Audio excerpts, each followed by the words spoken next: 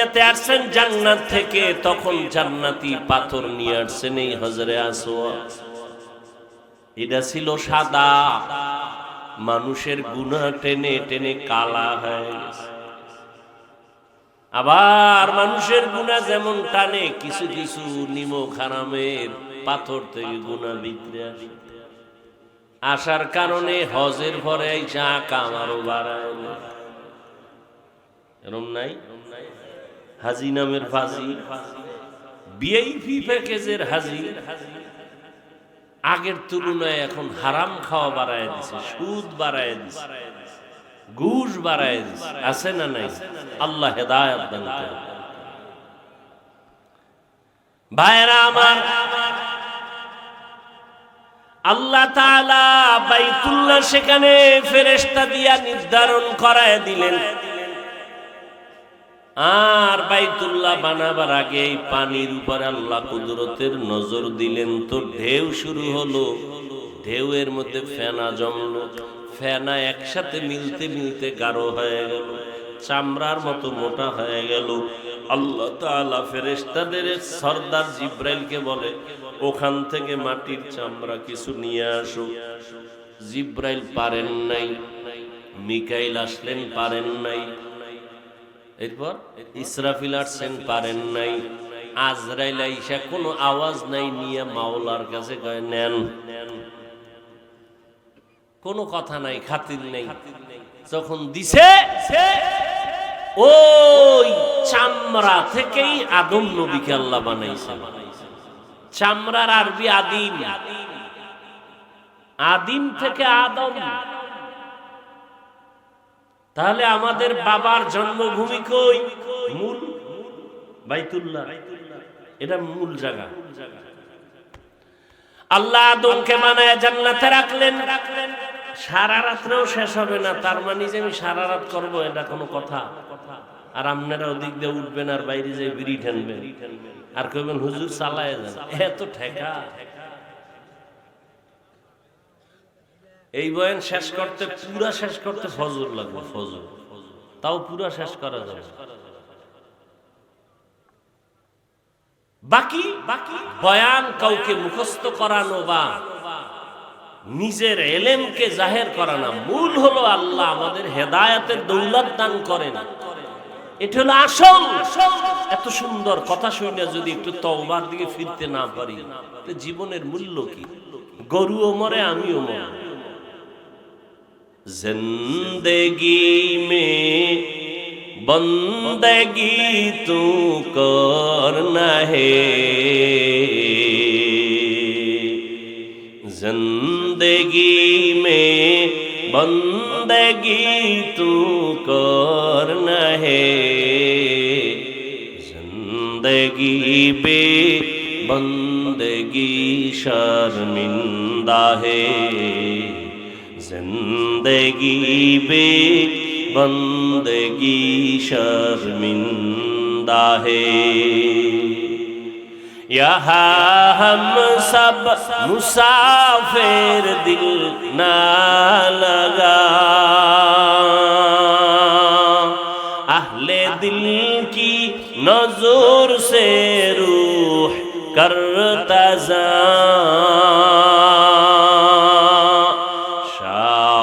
दौलत सब फकीर गर नेक नहीं, शाह दौलत सब फकीर गर नेक नहीं, जिंदगी में बंदगी तू करना है, जिंदगी बे बंदगी शर्मिंदा है, जिंदगी बे बंदगी शर्मिंदा है। भाईरा আমার, আল্লাহ আদমকে বানায় জান্নাতে রাখলেন। আদম নবীকে ঘুম পাড়ায় দিলেন, আর তার পৃষ্ঠের থেকে আল্লাহ পাক আম্মা জান হাওয়া আলাইহিস সালামকে বানালেন। আম্মা জান বিশ্ব সুন্দরী রূপসী রমণী হাওয়া বানায় দূরে রাখলেন। আদম নবী ঘুমাচ্ছেন, ঘুম থেকে উঠা তাকায় দেখে অপরিচিত রমণী দাঁড়ানো, দিলের আকর্ষণ চলছে ওদিকে আগাবে। আল্লাহ কয় দাঁড়াও হে আদম, মহারানা আদায় না করে আগানো যাবে। মহর কেমনে আদায় করবা?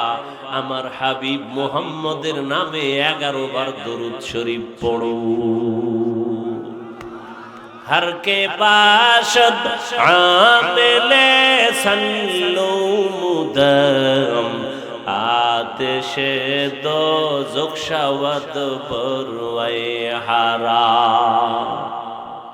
দরুদের দাম আছে না নাই? পড়েননি? কোন সময়? জেলাপি যতক্ষণ গরম, হ্যাঁ সব সময় দরুদ পড়বেন, হাঁটতে চলতে উঠতে বসতে, তার মানে বাথরুমেও। যত বেশি দরুদ পড়বেন চেহারায় তত নূর বাড়বে, আমলে তত বরকত হবে, রিজিকে বরকত হবে। কমপক্ষে 300 বার দরুদ সাল্লাল্লাহু আলাইহি ওয়া আলিহি ওয়া সাল্লাম, সাল্লাল্লাহু আলাইহি ওয়া আলিহি ওয়া সাল্লাম। বেশি বেশি ঘুম আসে না, দরুদ পড়তে পড়তে ঘুমায় যায়। আল্লাহ সবাইকে দরুদের আমল করার তৌফিক দান করে। ও পর্দার আড়ালের আম্মা জানেরা, বোনেরা, ও আমার কলিজার যুবক বৃদ্ধ বাবাজিরা, কয়দিন আর দুনিয়া দেখতে দেখতে দেখতে দেখতে শরীর কেমন যেন দুর্বল হয়ে গেল, শক্তি দুর্বল। আগের মতো খাইতে পারি না, আগের মতো দৌড়াতে পারি না। এই যুবকেরা, দাদার দিকে তাকায় দেখ, তিনিও কিন্তু তোমার মতো যুবক ছিল। আজকে লাঠি ছাড়া চলতে পারে না।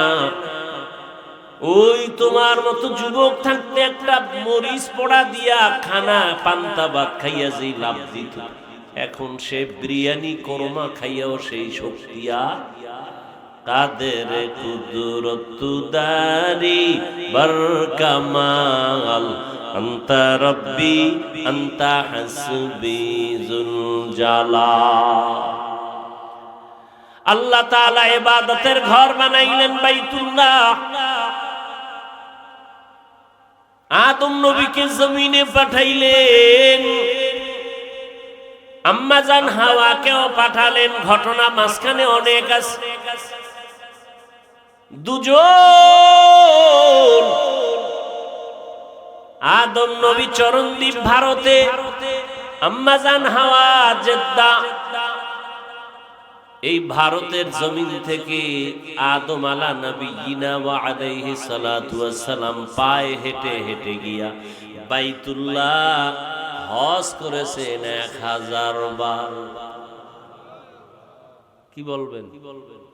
নাউজুবিল্লাহ। কয়বার? 1000 বার ভারত থেকে হেঁটে হেঁটে বাইতুল্লাহ গিয়া হজ করছেন। তাহলে ভারত কত বরকতপূর্ণ জমিন বুঝেননি? পৃথিবীর ইতিহাসে ভারত থেকেই হজ ব্রত শুরু হয়েছে বাবা আদম নবীর দ্বারা। কতবার? 1000 বার, 300 বার হজ, 700 বার উমরা। ভাইরা আমার, তাহলে ভারত আমার বাবার দেশ।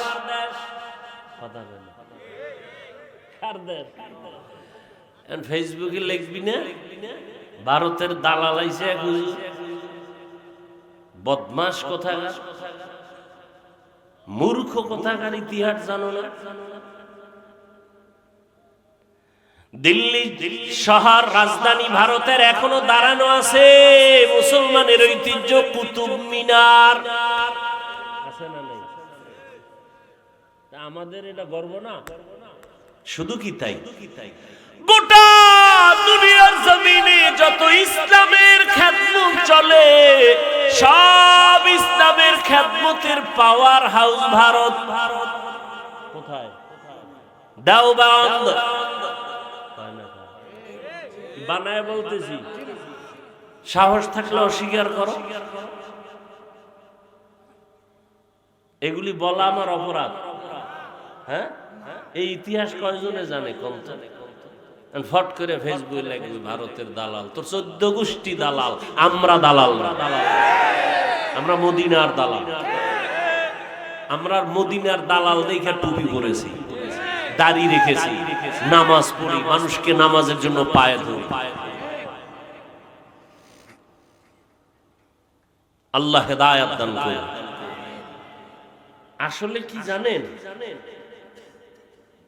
যে চোর সে সবাইরে চোর কয়, জানো ওরে কেউ চোর কইতে না পারে। এটা একটা নিয়ম। যে দালাল, ওরে যেন কেউ দালাল বলতে না পারে, এই জন্য অন্য নির্দোষীদেরকে দালাল বলে। আল্লাহ হেদায়েত দান করুন। উলামায়ে কেরাম ভালো করে খেয়াল করেন,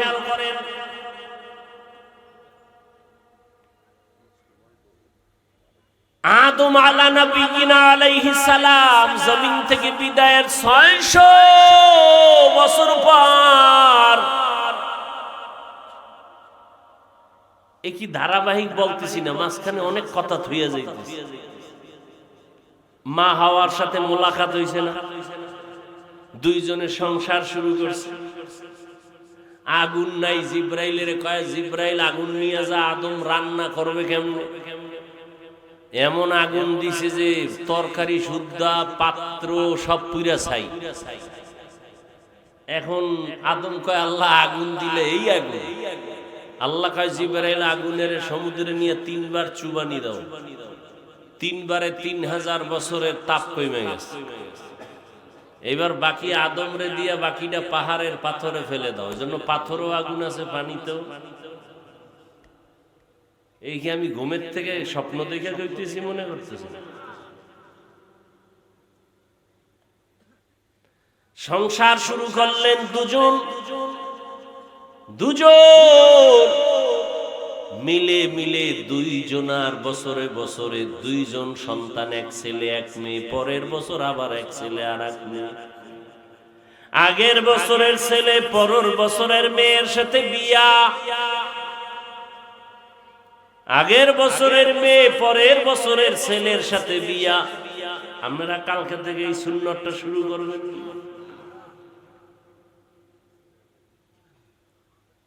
আমরা কি আদমের উম্মত? কোন নবীর উম্মত? তাহলে আমগো শরীয়তে এটা চলবে? ভাইরা আমার, দুজন সন্তান, কিন্তু একজন সন্তান আছে, একা, কোনো বোন নাই। শীশ আলাইহিস সালাম। অনেক ইতিহাস। আদম নবী চলে গেলেন জমিন ছেড়ে, এর 600 বছর পরে পৃথিবীর ইতিহাসে জমিনে মূর্তি পূজা শুরু হয়। কি পূজা শুরু করাইল কে? বড় হুজুর মিস্টার ইবলিস। মূর্তি পূজা শুরু হতে হতে আরো 600 বছর। টোটাল কত হইল? এই 1200 বছরের মাথায় পৃথিবীতে একটা মানুষ ছিল না যে মূর্তি পূজা করে নাই। ঠিক সেই সময় আল্লাহ পাঠাইলেন নূহ আলাইহিস সালাম। নূহ নবী এসে দাওয়াতের কাজ করলেন 950 বছর। সব মূর্তি পূজার গোষ্ঠীদেরকে নবী দাওয়াত দিয়ে মাত্র 40 জনারে ফিরাই আনছে।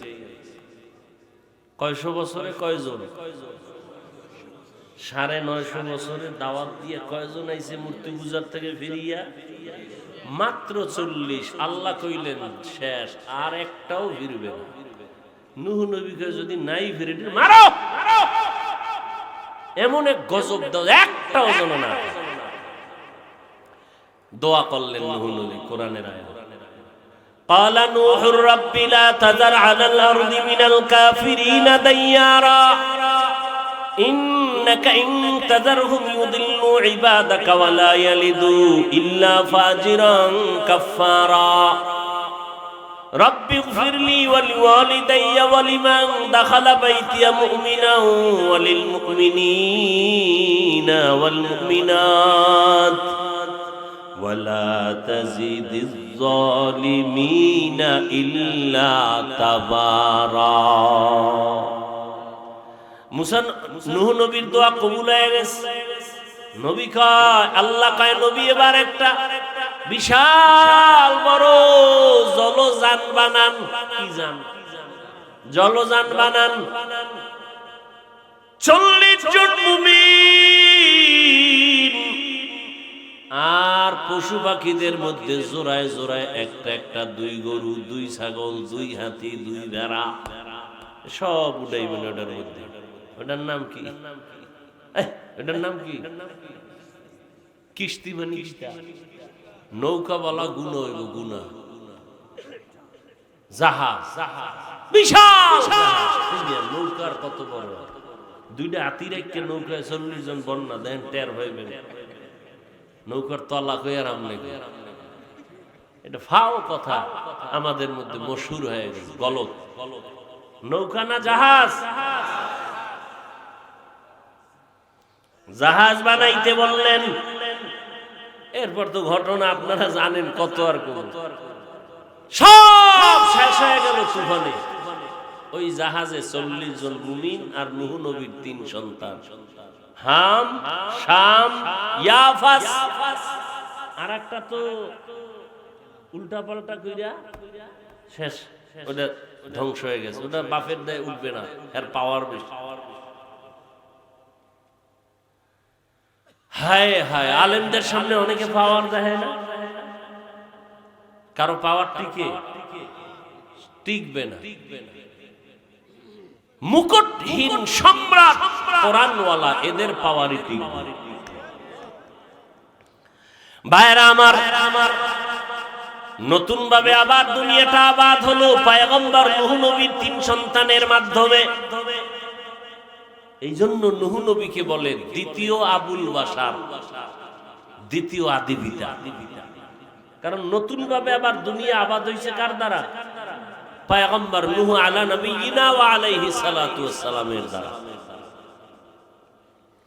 ভাইরা আমার, আল্লাহ তাআলা মানুষের জন্য ওই ঘর ইবাদতের ঘর বানায় দিলেন। কিন্তু যারা যেতে পারে নাই, সামর্থ্য নাই,